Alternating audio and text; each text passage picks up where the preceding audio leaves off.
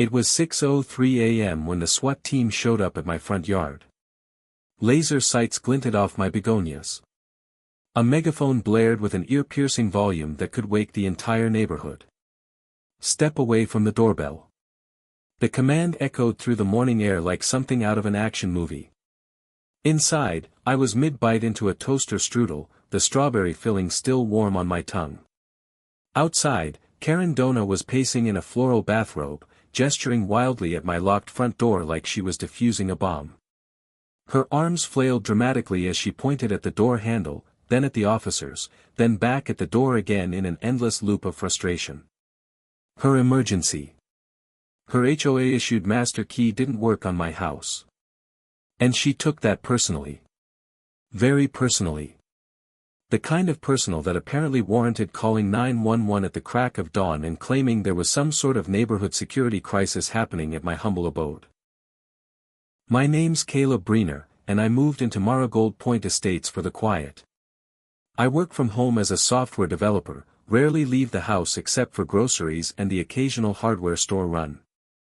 I once got a Most Invisible Neighbor award from the block newsletter, which I never asked to be in but somehow ended up receiving anyway.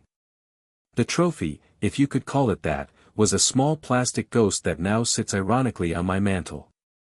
Enter Karen Donahghue, the HOA president, self-appointed neighborhood guardian, and full-time professional intruder. Think Nancy Drew, but with less charm and more litigation threats. She had the investigative instincts of a bloodhound combined with the social grace of a bulldozer. Karen had a god complex and a clipboard fetish that bordered on the obsessive. Every morning at precisely 7 a.m. she'd patrol the neighborhood with that clipboard clutched to her chest like holy scripture, documenting every minor infraction she could find or imagine. The moment I declined to attend her mandatory chili mixer, citing a very real deadline for a client project, I became the enemy of the gated state.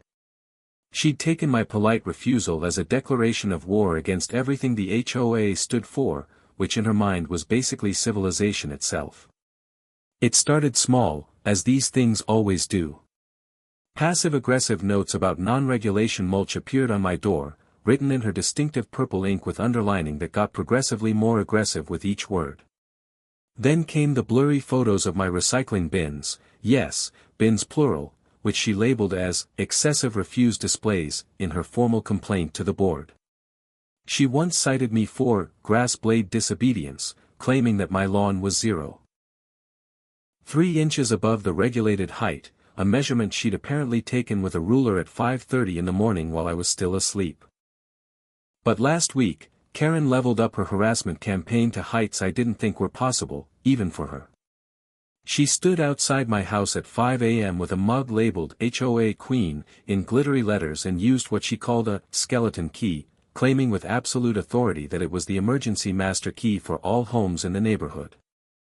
She'd announced this loudly to no one in particular, as if the empty street needed to hear her proclamation of power. Except it didn't work.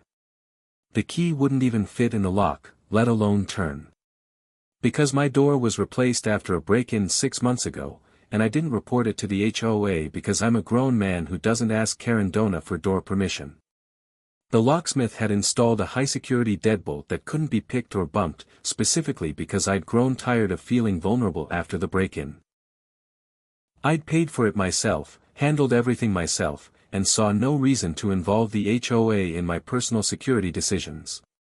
So, she panicked with the theatrical flair of someone who just discovered their kingdom was built on sand. Her face turned 3 shades of red as she jiggled the useless key harder and harder, as if sheer force of will could make it work. And then she called 911. She actually pulled out her phone with shaking hands and dialed emergency services.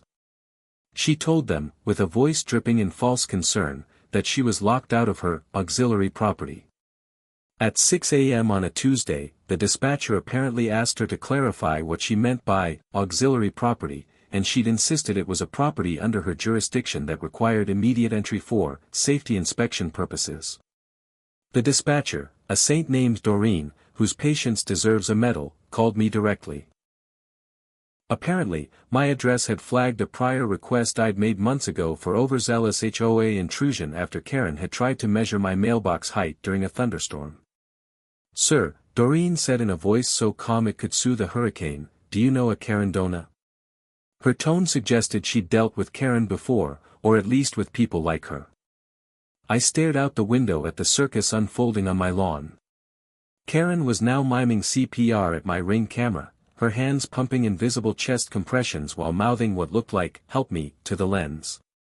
"I do know her," I said slowly, watching her performance escalate. "But she most certainly does not know me. And she has no right to be on my property at this hour, or any hour for that matter." That's when I found out the full extent of her 911 call. She told the police I was an unstable man barricading himself inside with potentially HOA-sensitive materials. You know, terrifying things that threaten the very fabric of suburban society, like a garden gnome shaped like a frog giving the middle finger that I'd bought as a joke for my backyard, or my collection of wind chimes that played different classic rock songs when the breeze hit them just right. These were apparently weapons of mass neighborhood destruction in Karen's mind. Dorene patched me through directly to the on-scene officer, Lieutenant Morrison, who sounded like he'd rather be anywhere else but dealing with this situation. Once I confirmed I was simply eating breakfast in my bathrobe and watching the morning news, he immediately called off the tactical gear.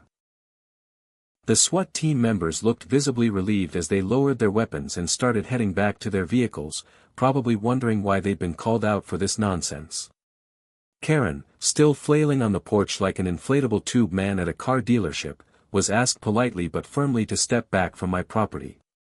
The officer approached her with his hand raised in a calming gesture, explaining that she needed to leave immediately. She refused with the indignation of someone who believed the laws of man didn't apply to her.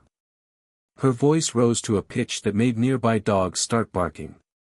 She actually charged toward my Ring camera with a hot glue gun she'd pulled from her HOA Queen tote bag, yelling at the top of her lungs, "He's altering the neighborhood narrative."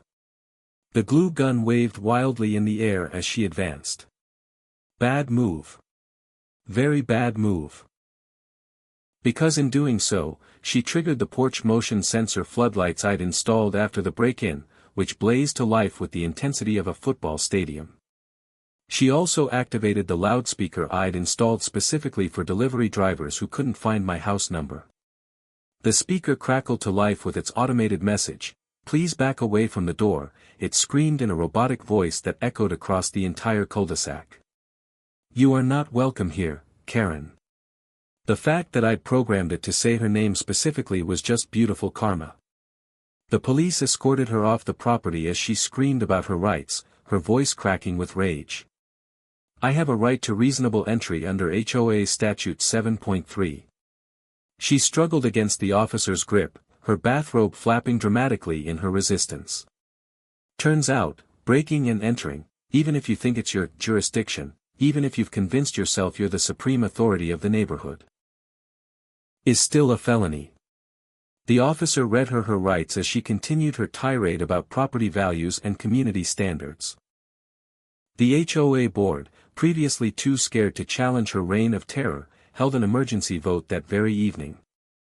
The meeting was standing room only, with neighbors I'd never even seen before showing up to witness the spectacle. Karen was unanimously voted out with a swiftness that suggested this had been a long time coming. Even her usual allies, the ones who'd supported her mulch measuring and mailbox monitoring, raised their hands against her. Her name was removed from all documentation within 24 hours, scrubbed from the neighborhood website like she'd never existed. Her master key, that symbol of her supposed authority, was ceremoniously melted in a neighborhood bonfire the following weekend, accompanied by esmores and what felt like a collective sigh of relief from everyone present. The judge at her hearing was not amused by her defense that she was protecting neighborhood integrity. She was sentenced to 2 years probation, 500 hours of community service specifically not related to any HOA activities, and ordered to pay $15,000 in fines plus my legal fees. When the judge read the sentence, her face went white as printer paper, her mouth opening and closing like a fish gasping for air as she whispered repeatedly that this wasn't possible.